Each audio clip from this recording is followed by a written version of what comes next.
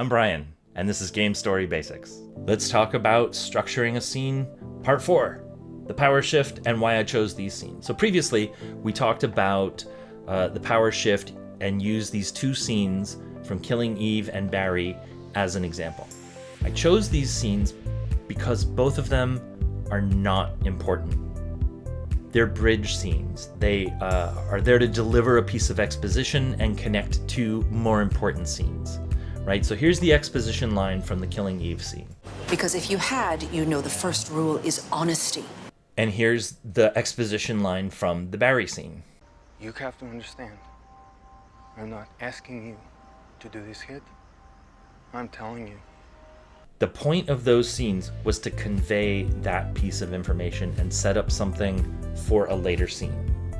So that sounds like that's going to be a boring scene, right? It's there for exposition and to connect more important things.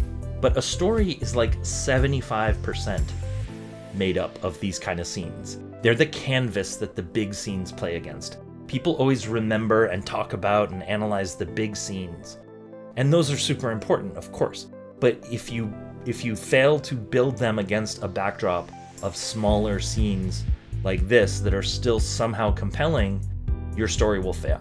So that's why we're going to look at these kind of scenes and see that they took what seems like it should be a boring scene on the surface and they gave it that oomph by having that power shift happen. These are the middle-class, hardworking scenes that help determine if the story is great or terrible. Because 75% is a lot of your story, right? So you've got to make these great, and adding something like a power shift does that.